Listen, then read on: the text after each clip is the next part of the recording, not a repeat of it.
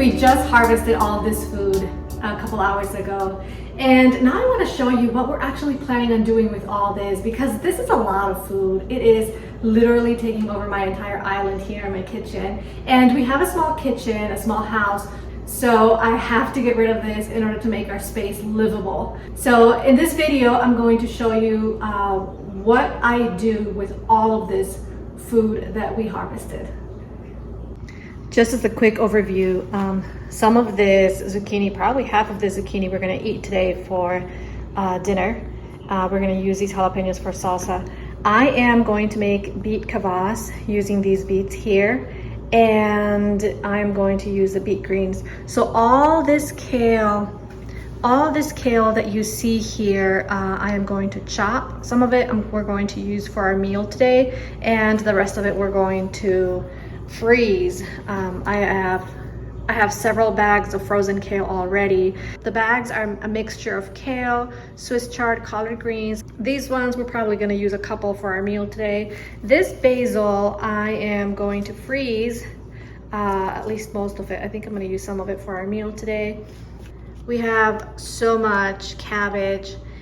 This is not even everything. We couldn't fit everything inside the house, so we still have 6 or 7 heads that are sitting outside, and some of it is going to be made into sauerkraut, and the rest we're probably just going to store in the fridge for the next week or so. So that's the plan for today. I'm going to start getting some things chopped and put away and stored, or whatever it is that I need to do to make use of this bountiful harvest.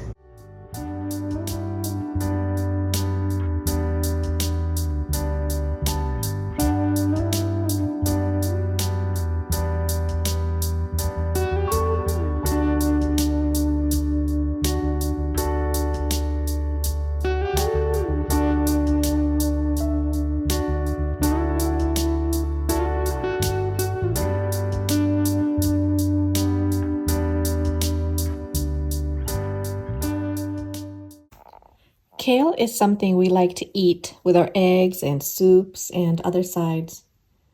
When I say kale, I usually also mean Swiss chard and collard greens. I treat them all the same. Freezing is the obvious preservation method for us. I already have a few bags of frozen kale. My goal this year is to have at least 10 bags for us to use throughout the winter months. Today I'm chopping some kale to freeze, but I'm also going to set aside some for dinner. After chopping all the kale, I began filling 1-gallon-sized freezer bags. Now, this is where it gets interesting because we don't have a vacuum sealer. We don't like to have a lot of gadgets. We like to live minimally and do with what we have. So in order to remove as much of the air as possible, I first squish the bag as much as I can and seal it. Then I open a small gap on one of the sides and insert a straw. I use the straw to suck as much air as possible.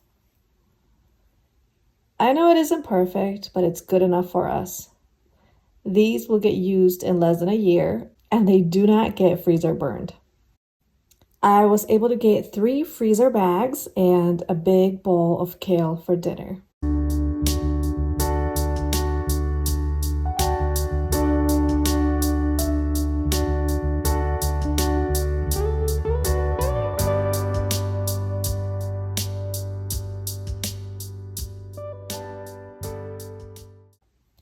I decided not to include the beet leaves with the kale. Beet leaves sometimes bleed and make the food turn a different color. And also, I like to use the stems as well, so I need to cut the stem away from the leaf. I store the stems separate from the leaves because they both have a different cook time.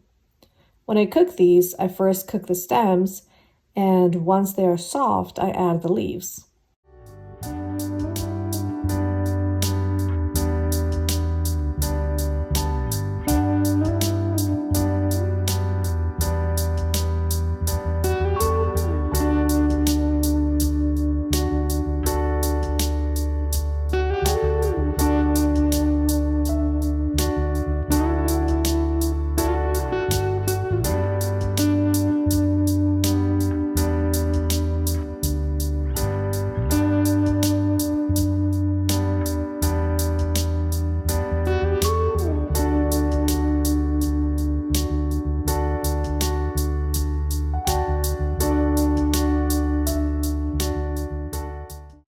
I store these in the fridge because I will use it in the next few days.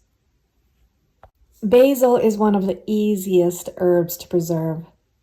I just wash it and separate each leaf and put them in a bag and freeze them. I do not flash freeze or even bother to dry the basil in a salad spinner. Last year I tried flash freezing to see how it compared to this method, and in the end they ended up being the same.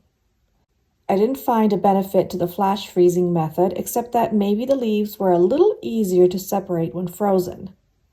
But that doesn't matter to me because I can just break a chunk off and use it just like that in soups, eggs, or anything else.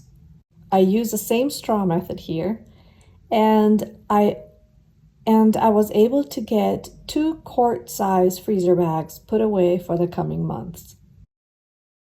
It is now time to work on dinner. I started out by making caramelized onions. I use coconut oil to cook the onions and don't add any other ingredients. These caramelized onions are amazing. Then I added the whole bowl of kale that I chopped earlier.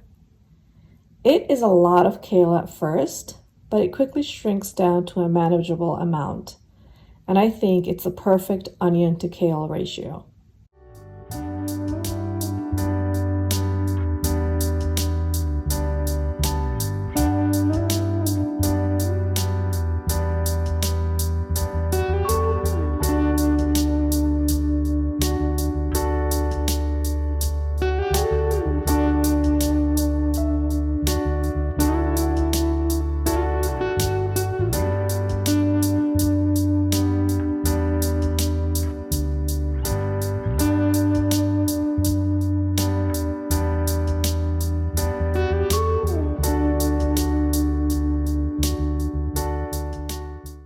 We used a couple of peppers and our first cucumber of the season to go along with our guacamole.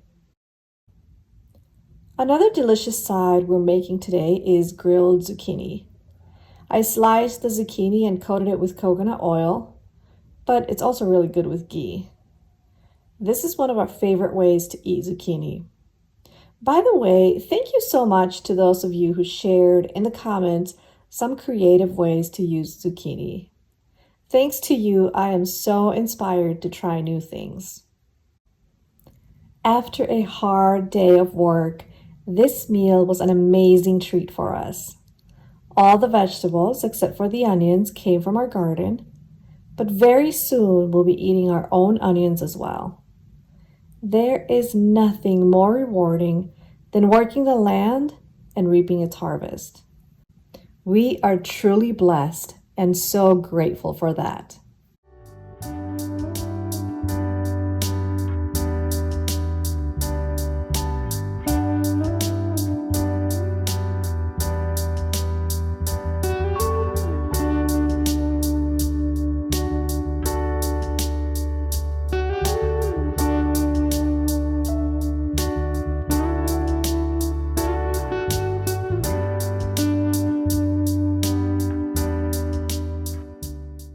After taking a break, I needed to start making beet kvass.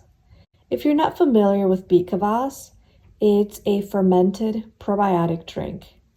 It is a great way to add diversity to the gut microbiome and support the immune system. I haven't made beet kvass in years, so I'm hoping it will turn out well. I chopped the beets and filled about 2/3 of the jar, then added a salt water solution. This needs to sit on the counter for about 7 to 10 days. A few days later, Glenn made sauerkraut. This is another fermented food that we like to include in all our meals.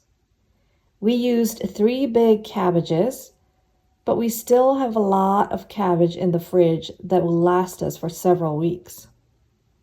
We plan to use the rest of the cabbage in our meals since we have enough sauerkraut for the next few months.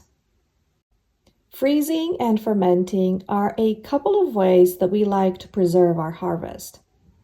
We harvested so much food, but it makes my heart happy to know that we are using every bit of what we grow and preserving what we can. What vegetables do you freeze? Do you ferment any of your harvest? Please let me know in the comments.